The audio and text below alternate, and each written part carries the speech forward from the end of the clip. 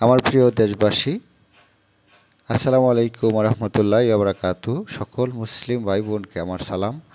অন্য অন্য ধর্ম অনুসারী ভাই বোনদের আমার শুভেচ্ছা। আমি আতিকুল ইসলাম ওরফে শাহ সুলতান আতিক। আমার কণ্ঠে পাঠের মাধ্যমে আপনাদের মাঝে দেশের গুরুত্বপূর্ণ একটি সংস্কার নিয়ে এসেছি। যারা আমার সাথে সংযুক্ত হয়েছেন হবেন, সবাইয়ের প্রতি ধন্যবাদ, কৃতজ্ঞতা। আপনাদের মনোনীত হলে অবশ্যই কথাগুলো নিয়ে এই যোগাযোগ মাধ্যমে কথা বলবেন। আসুন সে বিষয়টি। আমি আতিকুল ইসলাম ওরফে শাহ সুলতান আতিক বলছি যে ওয়ার্ড উন্নয়ন মানে দেশ উন্নয়ন। গণতান্ত্রিক দেশে জনগণ সরকার, জনগণ যাকে ভোটের মাধ্যমে প্রয়োগের মাধ্যমে যাকে প্রতিনিধি বানায় উনি থাকে জনগণের প্রতিনিধি, জনপ্রতিনিধি। মহান স্বাধীনতার দীর্ঘ 53-54 বছর চলে যাচ্ছে। সেখান থেকে আজ পর্যন্ত আমি এই প্রজন্মের একজন মানুষ।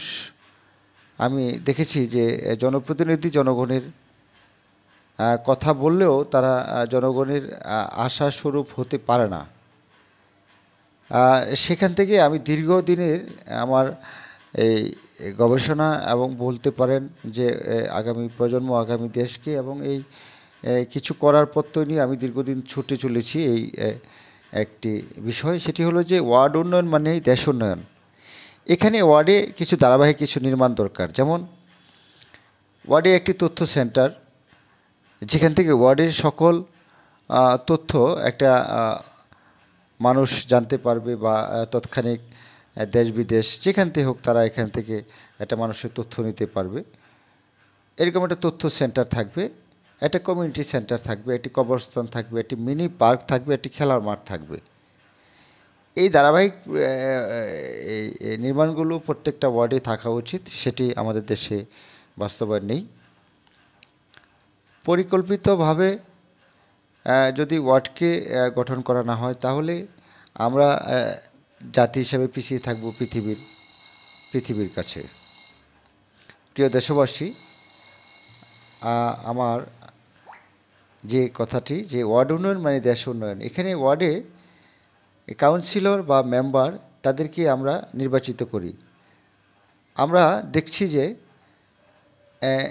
একজন কাউন্সিলর মেম্বার তারা পর পাস করে, তারপরে নতুন পাস করে। বিশেষ করে যারা পুরাতন মেম্বার কাউন্সিলর সারা দেশে তারাই পাস করে, হঠাৎ নতুন কেউ পাস করে নেতৃত্ব দেয়। সেই মেম্বার কাউন্সিলর পাস করার সাথে সাথে তাদের একটি ছায়া কমিটি তৈরি হয়। সেই ছায়া কমিটির প্রভাবে জনগণ থাকে জিম্মি, যার কারণে জনগণের প্রচণ্ড ক্ষোভ এই বিষয়ে যে তারা কিছু বলতে পারছে না। আসলে ওয়ার্ডেই সকল বিষয়। এই ওয়ার্ডকে সংস্কার করলেই কেবল সকল সংস্কার হয়। এজন্য আমি বলছি যে ওয়ার্ড উন্নয়ন মানে দেশ উন্নয়ন। সেই লক্ষ্যকে নিয়ে আমার কাজে করা এবং আপনাদের সামনে কিছু কথা পাঠের মাধ্যমে আপনাদের হাজির হওয়া।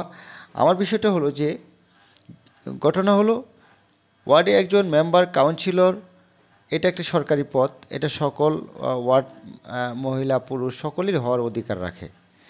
তো সেখানে একজন মানুষই বারবার কাউন্সিলর হচ্ছে, একজন মানুষই বারবার মেম্বার হচ্ছে, এর পরিবর্তন খুব কম। তো সেখানে যে ওয়ার্ডে সরকারি যে উন্নয়নগুলো আছে সেগুলো প্রকৌশলী করে, বা সিটি কর্পোরেশন থেকে সিটি কর্পোরেশন করবে, বা পৌরসভা থাকলে সেখানেও মেয়র থাকে, সেখানে তারা করে, প্রকৌশলীরা করে।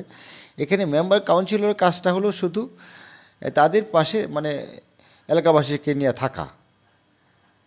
তো তারা এই যে এত বড় একটি সম্মান পদ নেবে, ওয়ার্ডের জন্য কোনো কিছু খরচ করবে না। তারা কিছু খরচ করে এই মানুষকে জিম্মি করে নিজেরা অর্থে বৃত্তের মালিক হবে জোরপূর্বক সেটা। এর জন্য এই সংস্কারটা আগে দরকার। এর জন্য আমি যে কথাটি বলছি যে যিনি ওয়ার্ডে কাউন্সিলর এবং মেম্বার হবে, ওয়ার্ডের সকল মানুষকে নিয়ে ডাক হবে। যে যত বেশি অর্থ এই ওয়ার্ডকে উন্নয়নের জন্য দান করবে সেই কাউন্সিলর হবে, মেম্বার হবে।